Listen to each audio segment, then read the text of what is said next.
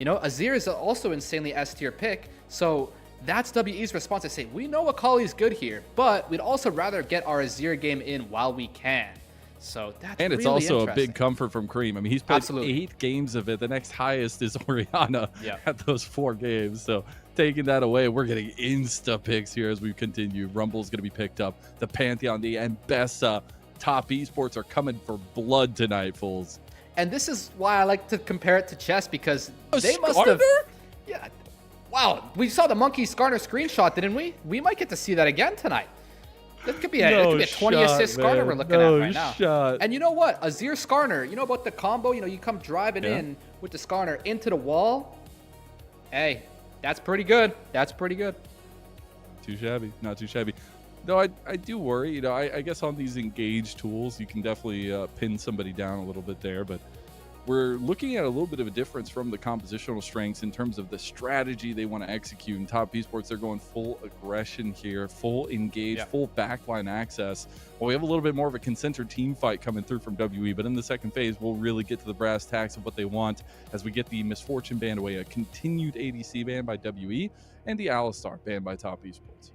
That's a really good point about the dive comp showing here from TES. I mean, of course, Ambessa, Pantheon, really good backline access, can be layered over top with the Shockwave as well. So you really want to draft somebody who can, and I was just about to mention Ezreal, who can help negate that. And it's really tough. I mean, Sivir could be something. I like Corki, though, as the hover, because the HP you get from Trinity Force is a lot, and the Valkyrie is a really effective tool for anti-dive. So I think Corki or Sivir would be my main shouts here. I think Lucian is a very diveable target, as is Aphelios. But if you draft something like this, it's also can be effective because you can just draft the hyper carry with a support to enable you to hyper carry. I'm seeing the Thresh a lot with the Aphelios recently, just for that safety tool he provides, and against this comp, that peel would be massive. So we'll see if they are actually going to get their hands on that one. We still have the possibility for some flexibility here for top esports, but we'll see exactly what we end up getting, and especially what they want to keep their kind of setup for here, because WE have counterpick. They can utilize that well, and it looks like that's probably going to be a supportal counterpick too. Yeah, I must say, picking Aphelios is really based. Like, just say, like, I don't care if you dive me. Like, I'm just going to do so much damage that good luck diving me. You're going to die first. And so he's going to draft some kind of champion, such as Thresh or Lulu, to help him with that. But again, that is a very aggressive, bold strategy to pick Aphelios like that. So he's putting a lot of faith in Yaoyao right now. I just want to mention that. I love the Jhin here. I know I'm a Jhin aficionado. I love Jhin in all shape or form. But this pick enables this composition so well. And while you'll be lacking some of that damage that Aphelios will bring, it won't matter if you're up 10,000 gold because of the snowball. And I think that's kind of the connective tissue for top esports right now. They will get the Lulu on the other side. So it's not the Thresh, that kind of body in the front line. It is going to still be some peel tools there, though. Yeah, I do like the Lulu very much, just because I feel like, for example, Lantern can be a lot more useful if, I don't know, there's like a Jarvan or a Nocturne or something. But I think Lulu ult can just be so good against Ambessa, for example. Imagine Ambessa comes flying with the public execution, boom, wild growth, boom, squirrel. Like, you're literally, like, you can't move for 2 seconds either which way, tenacity or not. Boom squirrel. That's what I'm going to call it from now on. Exactly, man. You're a harmless critter now. And anyway, I just want to mention, though, playing against top esports' comp, that is like the last comp I ever want to play against of all time. That comp is so well created, Mazel. Are you seeing this dive comp? Now, this is like, and they got the Jhin, like you said, over top. Like, you can be just in, if you don't have your mid lane tower, there is nowhere safe anymore, man. You're just going to come flying in over top Pantheon, Ambessa, or he's going to Shockwave with that while you're getting Jhin W. And guess what? Nico was a minion the whole time. So it's like, yeah, that sounds problematic. I'm not gonna lie. The side lanes might be one of death, at least for Team WE, but the thing about their comp is they are so strong together. Once they get a couple items, once they get around these objectives, and neither team has been extremely proficient at taking those objectives. And I think it's going to be a real matter of state for WE to know that they need to play a little bit of the long game here, play a little bit maybe reserved to stay away from those snowballs, and find themselves on the other side of it where they can proficiently team fight. Yeah, that's exactly true. I mean, the Azir is going to have to put in a lot of work this game. He's going to have to keep his middle column of his KDA at as low of a number as possible because there's going to be a lot of ways to die this game. And if he can just keep himself in the game, in this Orianna matchup, then that's going to take him a lot farther than a lot of other champions could scale. This champion, if you get a Zir to minute 30, for example, he is going to be able to do so much work with this Lulu in tow. So I think that if WE can scale, they will be in good shape, but I think TES can give them a really hard time to scale.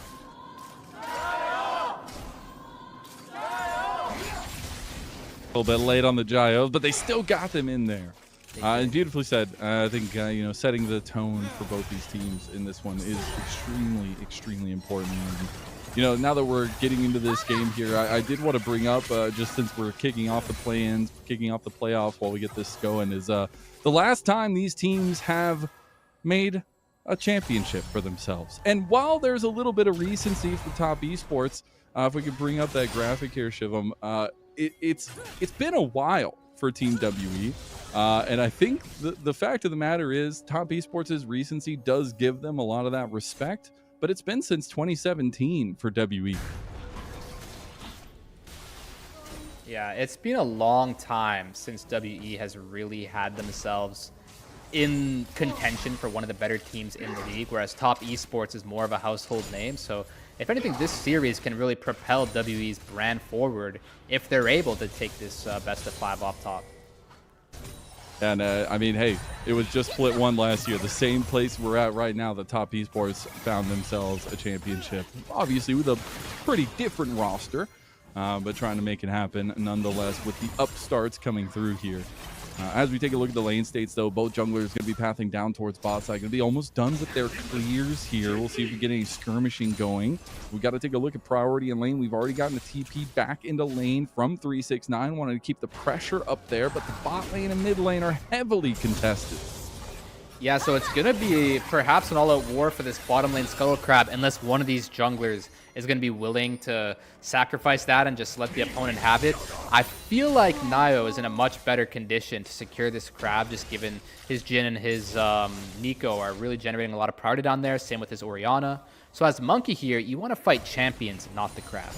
He's going to try to play to Creme's lean over on the bot side. He does get landed on by the Ishtalls, but it's not going to be enough. He's just going to go get his pity prize of the Scuttle Crab in top side, and then bottom Scuttle Crab will be left to top esports, and maybe even looking for a play down bot while he gets the reset. NaiYou will just get back to base and keep on farming up. As a nice little trade coming in on the favor of top esports in the 2v2 bot.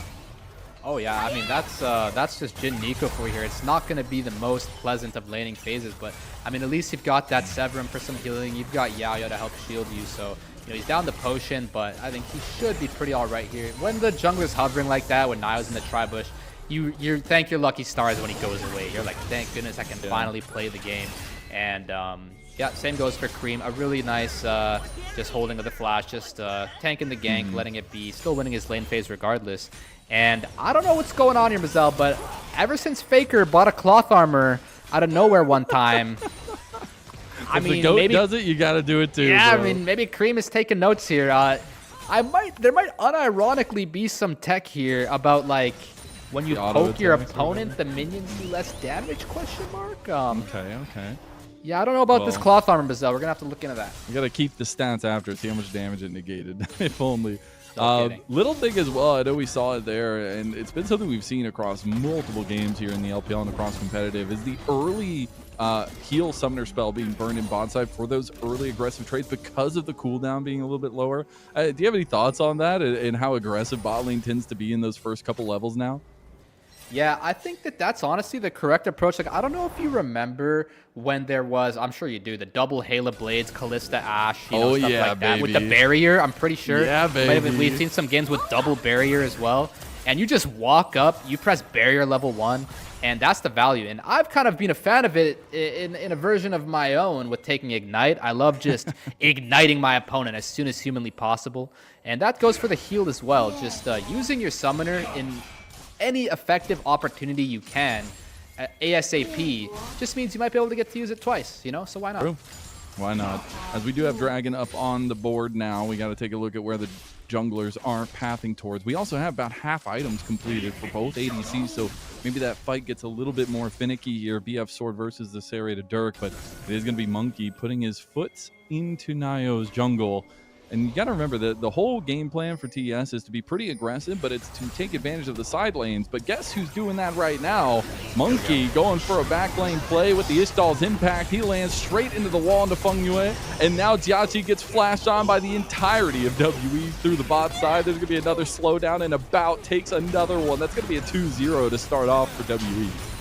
And that is an absolute just punch to the gut coming out first from WE straight into TES here. You would never expect for this gank to be so effective. They got both the kills and all the remaining summoner spells. I mean, I like the way Monki plays that. He realizes JiaQi is just extremely dead, so he may as well target Fengyue, and Fengyue goes and dies as well. So that is just the best case scenario of all time when it comes to ganks down there, and that's really gonna put WE in the driver's seat for this mid game. Where they need to be. We said going into this, the earlier proactive jungler is going to pay dividends in this one against these comps. And so far we see Monki sneak around and find that extra tri-bush gank going through. Really nicely played, and a lot of the CC kind of chaining off each other there. Yeah, I would go as far as to say that sometimes it can be really hard to read your vision of the map and see how safe you are. I suppose as TES there, the only reasonable explanation is that they thought there was no possible way that Skarner, that Monki could have been there from that angle. And I think Monki's pathing was just really effective there. He barely evades NaiYou's sight of him, and he just shows up at the exact moment that they expected at least. Tip of the spear from 369. He was able to get some decent impact on the Q. He uses the public execution, but that's the next thing I kind of want to talk about. I mean, Dragon has gone to the wayside now for a little while. 30 seconds for the next scrub. Everybody's level 6. I mean, who do you favor in this kind of setup here around these objectives with these ultimates? Well, I was gonna remind everyone of the fact that the bot lane burned all their sums, but I guess that the trade was somewhat even, that WE doesn't have their flashes either. And gosh, I mean, the Azir Skarner combo is really effective, so I can see why they would have the gusto, if you will, to start this up, but I'm not sure if they have the conviction to finish it. That's the only thing. So I would favor WE, but I think Pantheon can easily get in smite range. Oh, little pop awesome playing the bots out with the Grand Starfall, but NaiYou misses the angle just a bit. He's going to take a Moonlight Vigil to the dome. Couple extra shots from those chakrams, and the Dragon will go the way of WE after all of that. So a side lane play goes a bit awry for top esports. Yeah, and honestly, if we're keeping track, I think that is the second L of the game for top esports, and you really want to get some W's in with this kind of comp, you know, in the W column, because, you know, that was your opportunity to really equalize and level out that bottom lane, and they just didn't hit the combo very effectively. They had the Pop Blossom, they had the Pantheon ultimate, but somehow they walk away with 0 kills, and I guess Cleanse and, you know, Aphelios' position was just far enough away, and we really are going to have to see some kind of thing change down here in the bot lane, or this could really get out of control fast. Top Esports did put some resources into following Monki, so he won't get away with a double objective take early on. I think that's a good shout from Top Esports to grab a couple of those grubs away.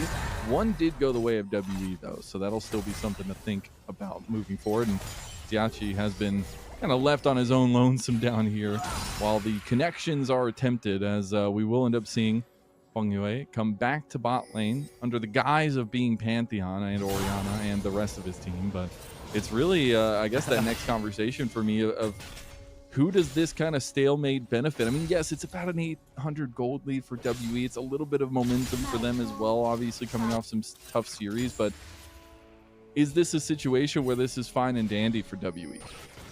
So to answer your question, I would give you the patented Fool's probability radar, and I would actually say that WE is looking at a solid 65 to 70% win chance right now. I think that their comp is in really good shape, but that could change in a heartbeat. You know, these things. We have our own probability bot here at LPL English. We don't need that little robot on our screen. We have Fools.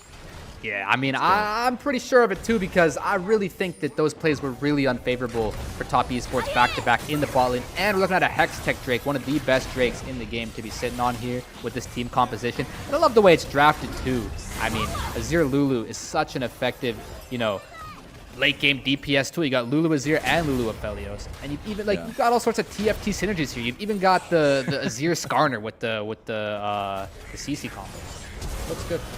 He making the Skarner look good. Install's impact gonna go a little bit wide, but JiaQi's still getting locked down, and Monki's gonna flash on him. Tries to go for the impale there onto Fengyue, but doesn't get it. Now NaiYou and Creme and Fengyue trying to make a play, but Karis is gonna stop Creme there. They will know that they're gonna have extra bodies. NaiYou just decides to let loose, trying to get onto Monki, trying to get a kill here, but he's buying so much time. That's 550 gold going over, but now Karis going for the sweep of the leg onto the last two members here. It's gonna be Creme coming back around to try to clean up some of these kills.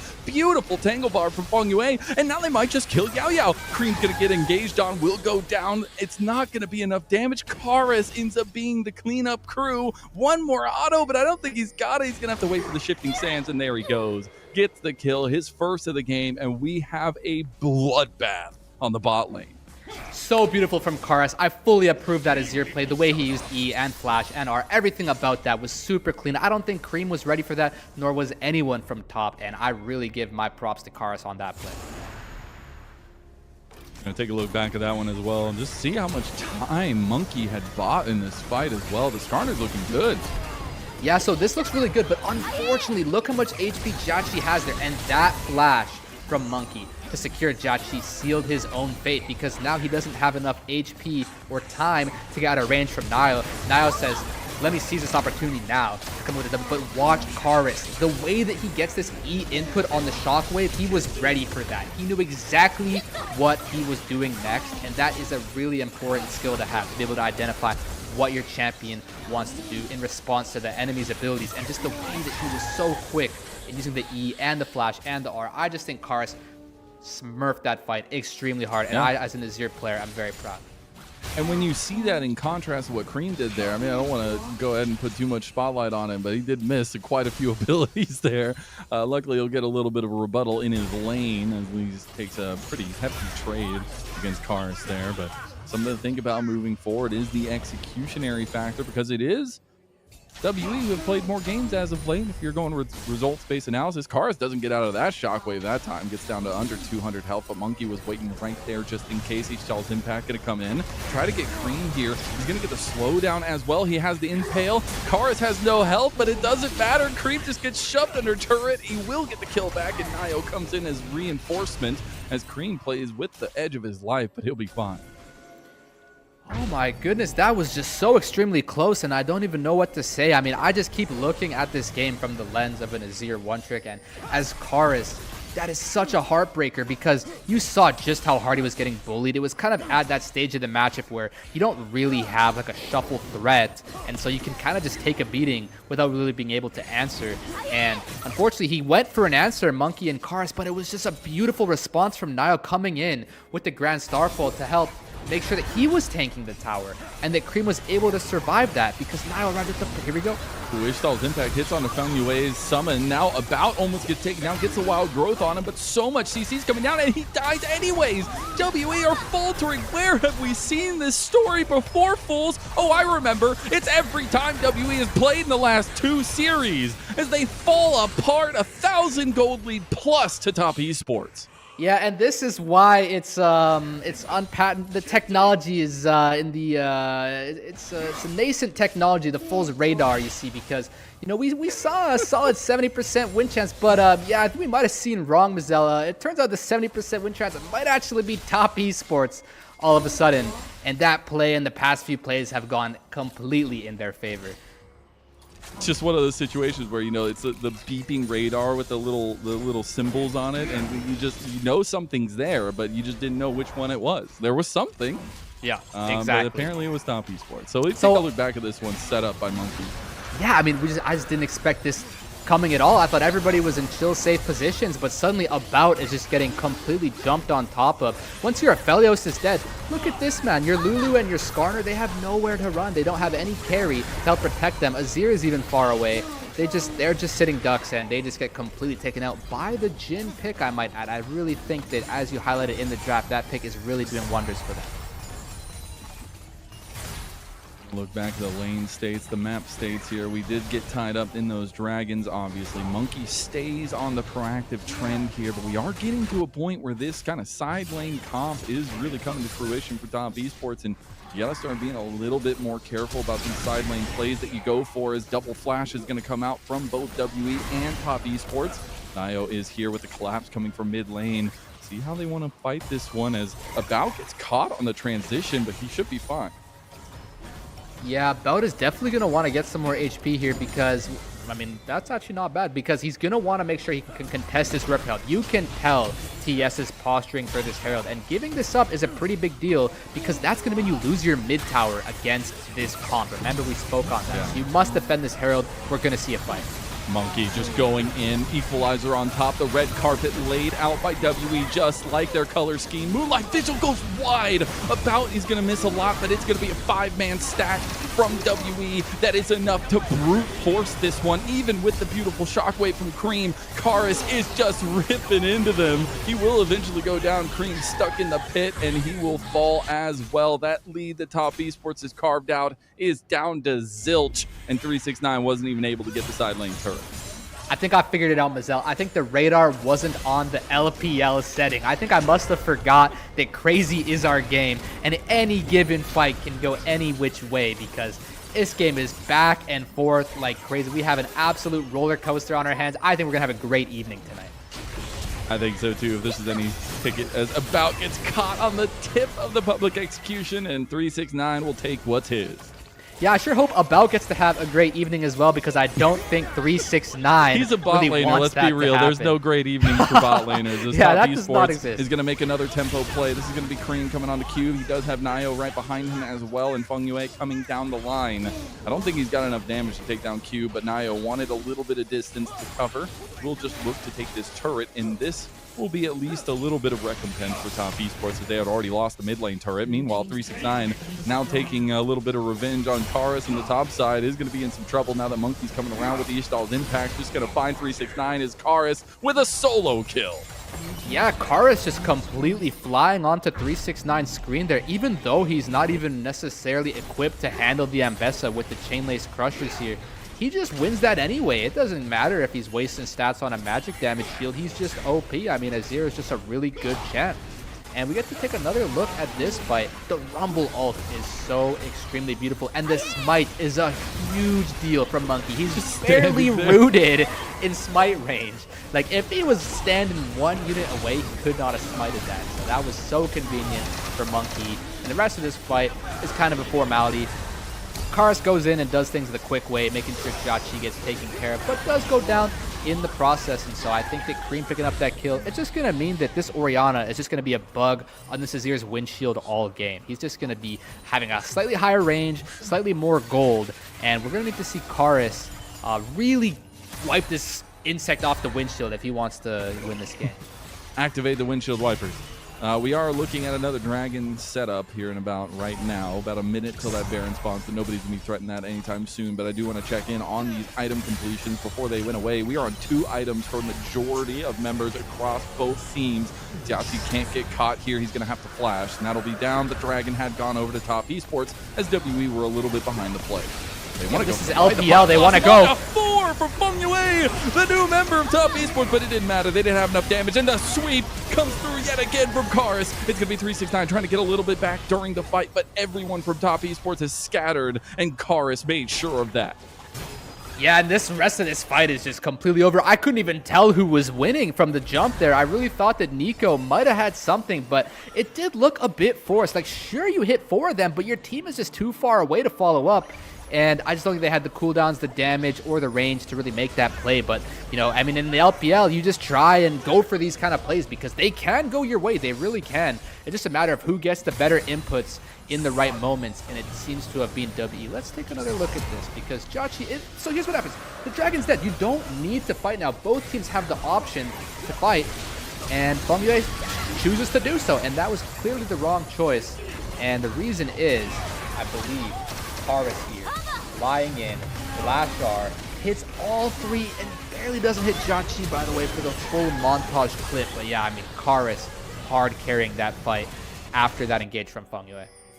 You can see some of the value that 369 is bringing on the Mbessa, but the rest of the team has to be around for that to really sink in. And right now, we are seeing the fruits of the labor for WE. We said it in draft. They have kind of that meatball team fight comp, and they've been executing it well. It was up to Top Esports to kind of have that advantage, have that wiggle room for them to take those aggressive stances, and they have not got any wiggle room whatsoever. A TP comes in from Creme way too late, but NaiYou is on his way as well from the mid lane. That's going to be Fengyue coming in with the Pop Blossom too. It's going to go right back to Monki. Fengyue finds that big engage, and now you do still have the Grand Starfall if NaiYou wanted to come from that mid lane, but it looks like everything's going to settle here, and we just keep getting pop shots back and forth, fools. Yeah, I mean, this is what I love to watch, and we might have more here. Karis chooses to ult backwards on the input. All right, That's we'll see the wild growth used, and NaiYou has to flash away. Top Esports taking the fight they shouldn't have. Moonlight Vigil brings them to their knees, and WE now find a massive advantage 21 minutes in. Yeah, About just flash quick scopes them there with the Moonlight Visual. That's the double kill, the collateral. I really like to see that. And that's going to really enable them to start this Baron. It's so hard to contest this as 369, JiaQi, and Fengyue. I mean, you don't even have your abilities of no Nico ult. You know, 369 doesn't have teleport. It's just gone.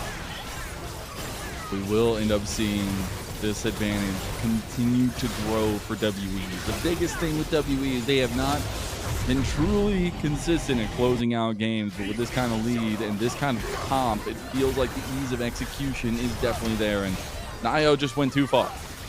Yeah, I really like the input from Karis because you always get the opportunity to cast the Emperor's Divide onto the Pantheon W. I mean, again, taking a look at that beautiful About flash ult, but you can always choose to ult the Pantheon stun with the Zir, but he chose to ult him that direction as well, which I think was really quite smart, and you could tell that he's got some experience on the Azir to come up with that.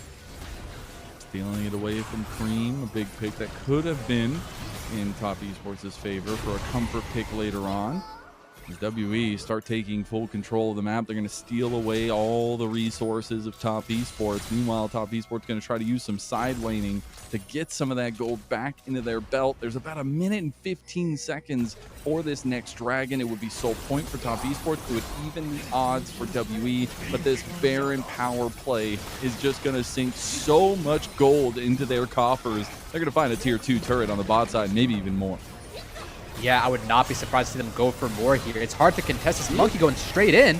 Tries to get the impale, does go a bit wide, but now all 5 members of WE are here for the siege, and the turret is not even going to last long. Equalizer comes in, does about half health on the NaiYou, who's still taking it. Fengyue goes for the 5-man, but do they have the damage? Big shockwave on a 4. Everything's flying in for Top Esports. They have found their ticket. They don't get Monki, though. Monki's getting a little bit lower. 4th shot going his way now, but Karis has been free firing, but not for long. He's going to be free firing from the grave, and Top Esports rise from the rubble and take down WE and massively change their chances. Yeah, and welcome to the LPL, ladies and gentlemen, because it does not matter what the game state is. Just fight and play better, and that is exactly what Top Esports did off the back of a 5-man Pop Blossom from Fengyue. It does not get better than that. Layered over top with the shockwave from Creme. That was just absolutely exquisite, beautiful, gorgeous out of Top Esports, and they're so back. He hit a 4-man earlier. He said, nah, I got you one better. Yeah, he had to hit that one up out of Fengyue. Just look at this montage clip farm into the public execution on top of About too with the shockwave. My God. It does not get better than that. Somebody call, I don't know, Synapse, Mad Movie, everybody. We need to take a look at this 5-man ult in the LPL in pro play. Oh, this is literally as good as it gets, Mazel. That Nico can be game-changing. We've seen it time and time again. It just completely changes the favor of fights, and it is something that we've known very well. You see the damage coming in from that shockwave onto 4 people there from Creme. And we're starting to get some of that scaling coming. We're getting 3rd items completed for everyone coming through. Rabadon's right on the edge there for Creme, but he did get the Zanyas just completed for Karis. Yeah, when Creme gets Rabadons, he is going to... His power spike is going to be extremely insane because he's also going to have level 16 more than likely by that time. And that just means a similar clip to last one where the shockwave is hitting over top of the team. They're already dead. There is no part 2 of that fight. So we really want to see Creme secure that item. And it's going to be hard for WE to really level with all this this dive threat that's coming in from top esports on the 3 Drake Dragon Soul here as well, mind you. That means they're going to get a fight on their turn. The Cloud Soul for this comp is devastating for the most part. I think both sides would love it, but would really like it if you're top esports right now. And this is exactly what I talked about a little bit when I said WE have very strong troubles of finishing games. We've seen them with 4, 5, 6,000 gold leads, and we've also seen them completely punt those victories away, or at least those advantages away. And this is not necessarily that, but you were sitting at almost 5,000 gold up over top esports, and now it's looking a little bit more dead even. But you get the impale a little bit wide from Monki there. It's going to be an exit strategy from WE, but they've overextended a little bit. The Sun Disc is going to buy them a lot of space here, though. NaiYou was looking for a little bit of something, but going to be brought down very low as the clone will come through, and Fengyue is just going to put up a defense over this tier 2 here as WE come to siege. Yeah, WE come to siege. There is no objectives behind them, so they quite literally have just switched the game mode to ARAM right now, which, I mean, I love it. I mean, you couldn't have possibly asked for much better. We're getting to see the lethal tempo rivals. Yeah, I mean, I'm a bit of an mayhem enthusiast as well, if I might say. But yeah, Monki going a bit far here. Oh, Monki gets the flash away from Deadly Flourish. That would have been his life. And maybe another screenshot for the Monki investigation. He'll keep himself away from that one right now, but they are going to hover around this vision towards this top side of the map. Yeah, I think we're looking at the Orianna skill point here, and this has always been a really interesting thing, is about when you want to put the skill points in. He's put some points in Q, some points in W along the way. You got to see the way he did that there. And the way he's building, he's got that death cap Mazel 2609. 2609. Everybody write that down. Take notes. If you don't have this inventory by 2609 with that skill order, you're doing something wrong. Take notes from Creme, the man himself. He's found himself at a 30% win chance, and he's found a way to turn it into possibly 99%. I mean, we just got to see Creme get across the finish line right now. I really want to see what this team can do with this Orianna inventory. Just one shockwave could wreak havoc in that backline. We have a couple questions to be begged. About 10 seconds for that Baron to come up. Either team could just start that one up or use it as map pressure. A minute 30 for that next Dragon, which would be Soul for top esports. When we're talking about scaling, we are getting to that point. Who do you favor? Oh, it's so hard to know because I think the WE comp does scale better, but the top comp has 3 Drakes and the momentum. Keep in mind, the past few plays have gone their way. There almost seems to be this momentum dynamic where it's like, if we just did that, we can do anything. So I'm at 50-50 right now, but I honestly have no idea. I just love watching this unfold. I'm here for it. At least it sets the tone for a game number 1. The Deadly Flourish will connect, but we are just passing prizes here until that Dragon spawns. How does WE enter these fights? I mean, it has to be off a big engage from Monki, a big shuffle from Karis, but they haven't been able to find those the last couple times. See, that's the right question because I don't think they have a very good answer, and I think top esports know that with the way they're suffocating the vision in this bottom river. And I wanted to point out, Aphelios does have a really fascinating inventory right now. He's got the Hex Optics C44. So if they can get a reset on Aphelios, him getting the extra attack range could really take over these fights, especially with the Lulu in his pocket. But yeah, I mean, this WE comp can team fight well, but they just need to have a good positioning, and they're forcing everyone into the top river.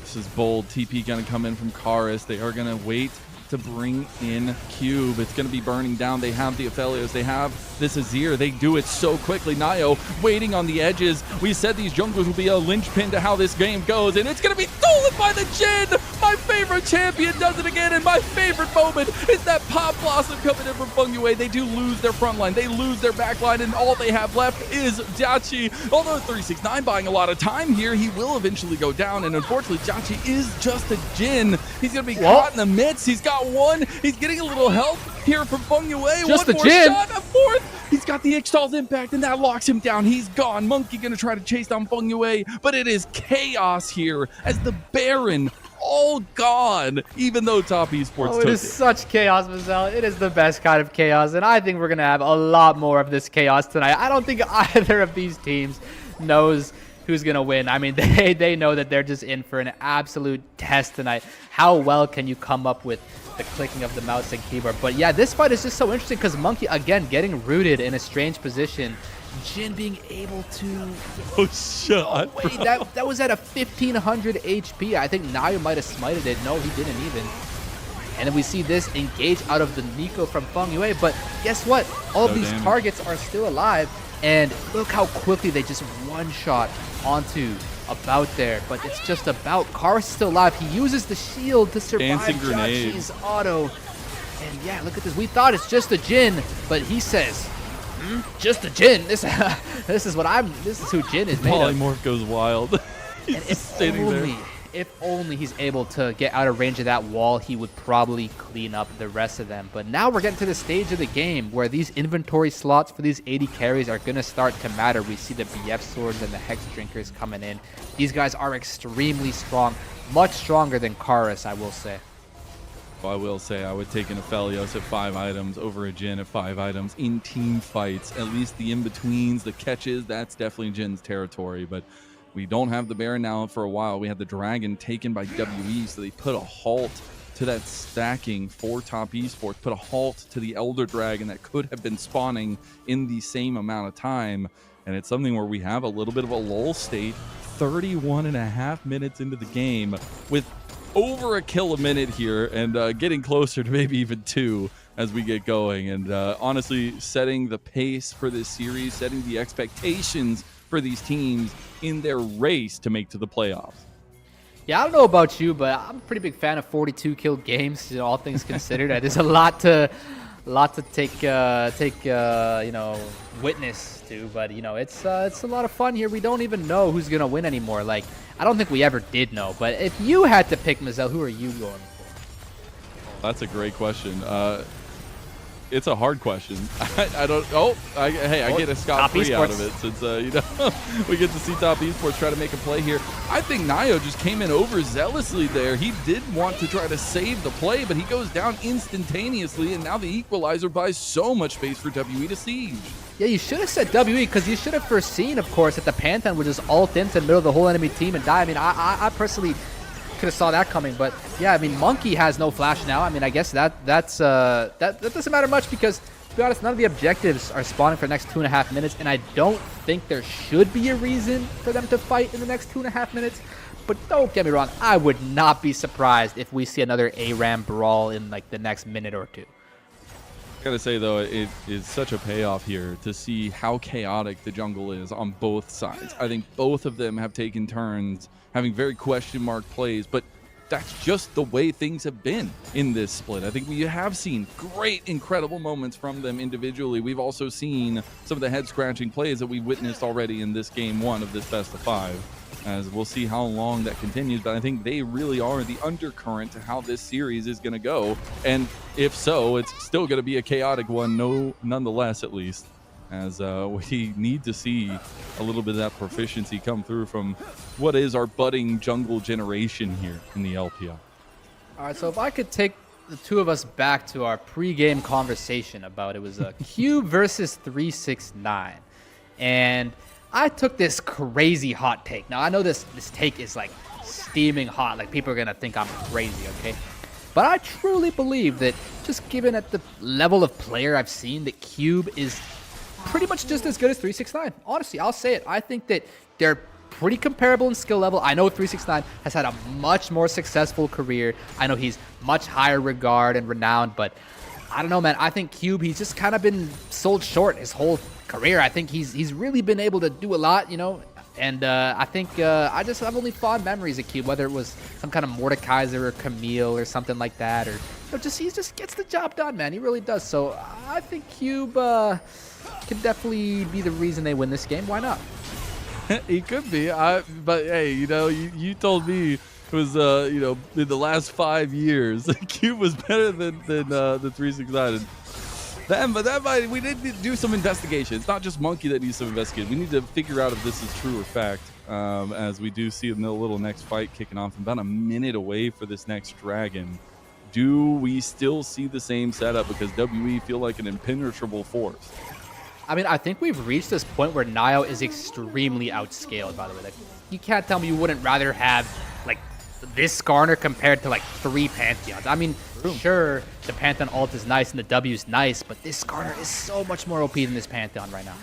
And it's coming out of the woodworks here. The Skarner has not been a focus in this split so far. Also the first time Monki's playing it so far this split, but obviously we've seen the pictures and know that he's a proficient one. As a 5-on-5 is developing in mid lane, just like you said, the NaiRam has been initiated, but it's up to Top Esports to not get poked out, not get caught out, as Monki going for Creme, but does get the flash out. Now Karis going for his own, but he misses. He goes golden. This is buying so much time, and look at the equalizer. Public execution goes in. They try to get the pop blossom on Karis. Not enough damage is there. Karis is still going through everyone. Finally gets the 4th shot from JiaQi, but it's going to be Top Esports that have lost too many men, too many bodies, and JiaQi cannot do enough to clean this up. They're going to get 369 trying to get out of there, but he can't get away even with all of his dashes. And WE's strength team comp is just showing up here. I mean, I don't think they have any mid minions. They have the top lane wave, and I don't think they're going to end. I don't believe it. I mean, maybe they got JiaQi. JiaQi gets hit by the Gravitum. I don't think he's getting out of that one 10 times out of 10, and he's going to burn his GA. He wants to try to get a kill onto About. See if he can do it. Not enough. Immediately, About ends his life out of the GA, and or at least that'll be the Baron going to WE. I mean, even though Karis just completely whiffed, I looked like WE was about to end the game there, but I guess JiaQi gets the massive proxy. I think Karis here, he thinks he has the range. He doesn't want to commit the flash, and honestly, it's not that bad because the way he flashes after the hourglass is way better, because now he just flashes directly on top of Creme, dodging the public execution, and he could just one-shot Creme. And him being able to slay Creme here and then being that time bought for him, you know, with the Lulu ult, that makes a really simplification for this fight now. Because look at JiaQi, he just can't possibly... He does a lot of damage, but he can't do the damage to those people with Monki standing in his way. Now we see another dragon go over to WE. That'll be 2 in a row for them, tying up Soul Point for them, and a 6,000 gold lead as a little bit of a ribbon on top. It is looking like a mass stack comp from WE, and maybe that's just what they've needed all along. They need something that sticks together, something that gives Monki that extra time to get the engage off. As he's speaking about it, he is going to take another one. Fengyue is going to get away with the clone. TP coming in from Karis, going after 369, who's going to try to dash away from him as well. Karis doing decent chunk. Moonlight Vigil will go wide there, middle of the fight, as 369 has a bit of a flank. Top Esports, are they going to bash their head against the brick wall once again? It looks like they will play a little bit more reserve. And now, as much as people always talk about top laners being able to hit level 20, we don't actually usually see it. Typically, the games are kind of over when everyone's level 17 or less. We get to see 2 level 20 top laners right now, and they're making a really hard siege here at minute 38 into this game. This tower has full HP, and I do think Creme can clear these waves pretty easily. Same with JiaQi, and Fengyue having the threat to engage at any given moment. I don't think they have what it takes to crack this base open. Now it looks like that won't be the case, though. Still feels like right on the precipice as TES seemingly running out of options. WEU continue to take map presence, and it's going to be Top Esports who have some serious questions to answer coming through soon, as Monki positioned for a flank, but there is going to be a little bit of vision. 369 was looking for it. Here comes the Assault Impact. He's going to hit on their clone. They're going to lock down Monki. Monki's waiting for the Impale. Hits it on NaiYou. He did have his shield up for a little while. He is just going to immediately burn, though. Look how big Monki is with that wild growth, and that's all they needed. A frontliner to take all the damage of Top Esports, and Top Esports can't get around. Even with this dive, even with the setup we set from draft, they have not been able to access the key target. Oh, they're looking at JiaQi here. He needs to base the He's space. getting locked down now. He's going to get a little bit of healing. The Redemption coming in to heal a big chunk to WE as they look for the finishing touches on this game number 1. 15 seconds on the Baron buff. I don't think they have enough time or damage here. We're going to TP in from 369. He wants to do something. Shield. He's the only one. You can't let The rest them out. of the You team can't. lagging behind here as 369 dodging away, still working with this huge shield. He's poking and prodding at Monki. He's corralling them. Deadly Flourish is not going to connect there, so won't get the stop down, and Top Esports don't find the play they were looking for. Yeah, that feels really bad when you try to corral the enemy team because it's such a fine line tightrope you're walking where it's like you don't want them to get out of your range, but you also don't want to go too close into their range and just die. So 369 tries corralling them. It's just a little too difficult. The entire team from WE gets their recalls off, and that's going to really give them an advantageous position into the game.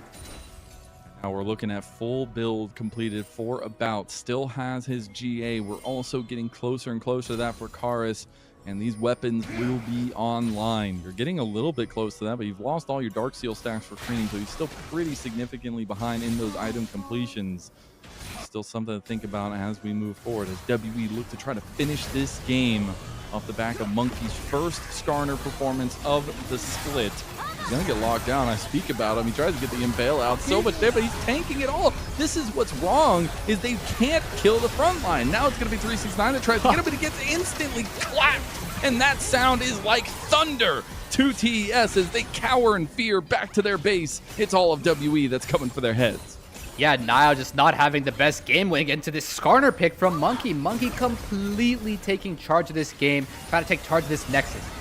Just give Monki something that can't die, and apparently it works out. Maybe that's the strategy that WE were lacking all along. It is literally been Top Esports funneling damage into Monki. He still doesn't die. How many times can you damage the tank and still think you're getting away with it? At this point, WE Siege will not come to completion, but they'll get another inhib open, at least in the top side. I mean, surely the Siege comes to completion, right? Like, I could have sworn we had some kind of a checkmate here, but Monki retreating on 1 HP is going to heal a lot. I mean, I don't think they're going to leave. They're going to keep pressing forward, surely, right?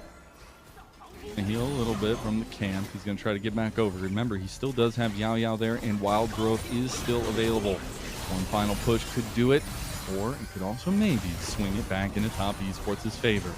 It's been a bit of a swingy game, and here comes the Grand Starfall. Top Esports said it's do or die, but the ult goes wide. 5-man for Fengyue again. Is it enough, though? Look at that equalizer. Cube sets it up, and Karis knocks it down. 369 with no hope left to give. They will lose one, but what does it matter when you come out swinging in game number 1? A triple for Karis and a game 1 win for WE. Their first win of the last 2 series that they've played.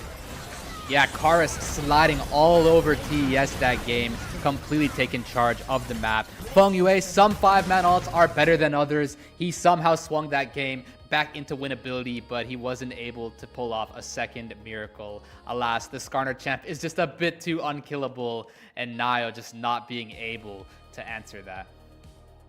Tough sleddings for Top Esports. They kept the fighting going, but WE, again, from the get-go, we established that their comp does so good when it works together, when it's 5-man stack. And what did we see for like 40% of that game? NaiRam, baby, some of our favorite stuff here in NA. And that's all WE needed to do. And it just felt like that Top Esports didn't have answers to that. Yeah, it seemed like the ARAM strategy was just not going to get there almost. Like those towers were just too indestructible. But they had a tower of their own on Team WE with that Monki champion. I mean, I don't even think the fountain laser was going to be enough to puncture through that guy because he was just as unkillable as we have seen in the past, you know, a few days or weeks here on the LPL. So really, really carry performance from Monki. Really interesting from the draft. They just take the Skarner on the 3rd pick, you know, seeing into the Ambessa, the Pantheon, and the Orianna because it offers a lot of defensive capabilities. You know, you can just be this frontline meatball, you know, who just can't die. So I think we got to just, whatever champs can do that, put Monki on that. And they didn't have sustained damage on Top Esports. And you saw, like, I hate to say it, but man, they really put a lot of damage into Monki. And you wonder, is that just so they can get him out of the way when really their comp excels so beautifully at accessing backline, getting that length of damage, but they were so solely focused on this big target in front of them, and they just didn't have the tools to take that out. So definitely something Top Esports can learn from that. But for WE, man, just do it again. Don't do what you've done the last 2 series. Do that. Just draft 5 team fighting comp and just play the game and just stick together. because that was the best WA have looked, I feel like, in many of their last series. Yeah, I mean, that was 40 minutes of just absolute chaos, and WE seeming to get the upper hand in the chaos much more often than not. I mean, Top Esports did steal away a few plays that WE probably shouldn't have let them. So I think as the coach of WE, you have a lot to look at in this, like, what is it, 50, 60 kill game? But, you know, again, as you said, WE playing a lot better than they have been. And this is definitely the momentum that they need to carry on throughout this series, because I know Top Esports is not happy right now and that they're going to be bringing their A game into this game too. I love Jin, but when Jin is doing the most damage in the game, things might not be going well for you. And again, it goes back to that strategy of kind of no sustained damage, but kind of that big burst damage setup. But I think we saw a little bit of the difference of what happens when you have multiple carry options, multiple damage threats really come into fruition here with the Karis about combos, obviously. And little shout out, I mean, I know one game sample size, obviously, in this series for Q, but some of those equalizers were massive, and especially in those choke points that Top Esports couldn't really navigate around. Yeah, these were some really difficult fights to navigate. I mean, you're literally just trapped in the back of the pit as two flashless champions. You're just going to go down, right? And it seemed like a lot of these fights, they would have some sort of a setup with the Nico ultimate, but as long as Karis just wasn't CC'd and was able to get some kind of good inputs off, like here, for example, it looks really promising. You're hitting a 4-man Nico ult into the backline, but Karis just gets to fight this skirmish the way he likes. He gets to take it over. I hate to point out the negatives there, but he's getting a 4-man Pot Blossom while his entire team is fighting a Skarner, right? And that's like a microcosm of that. Like, you just can't be. But what is like the first rule is just don't attack the tank that doesn't die. And I think they failed that logic quiz, I guess. Yeah, and that's just why I think it was such a good pick, because he's just so annoying and so big and just so in your way. It's just so difficult to access that backline, and so it just made Fenghue's job just that much harder. And again, I think these fights, Karis is able to get some pretty good work done. Even in this one, it looks kind of awkward as ult's not doing so much, but the way he E's here to survive the Jin auto and then even help slow down and damage 369, like, this wasn't one of the best fights, but as an Azir player, I can honestly rate this performance as very highly, because even when the fights were awkward, he navigated them properly. So I think that he did a really good job. He's probably my MVP. I mean, I tried Monki, okay, but Monki's going to be the MVP. But in terms of the actual, I mean, this is the only mistake I would say that he made all game, but he still capitalized on it because he realized that he can just, you know, completely access Creme in the backline there, you know, without them being able to retaliate. Yeah, I would say Creme was low-key the MVP this game, but that Monki appeared to be the MVP. Creme was the MVP. That's kind of Karis. I mean, Creme was the that would MVP be pretty funny. He might be of an the MVP, early game. You know? Okay. Yeah, there you go. Yeah. But man, it was a highlight reel for Fengyue getting all these 4 or 5-man Pot Blossoms, but again, it just didn't matter. And this was the nail in the coffin. The equalizer on top of the Emperor's Divide, just leaving them up in the air while they burn to a crisp. And you can see that team fight is just too strong for WE. So we'll see if they continue with that strategy, which I think finally has found some working positions for WE, because I think this is, again, a tough thing to come off of, those double losses, but it's best of 5s. It's a renewed vigor. You have 2 lives. I think it's important to factor in that WE might have just hit reset, and it might be looking pretty good for them here.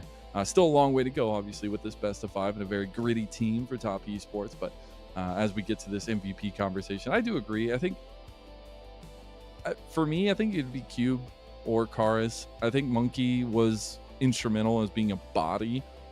There were some big overextensions there for a lot of the time, though. We'll see if he ends up getting it. He does. It'll be him. As the forward-facing face of WE at this point, who they want to be their captain, and he'll end up getting it with this Skarner. And that undercurrent's looking pretty strong. The jungler is really going to decide how this series goes.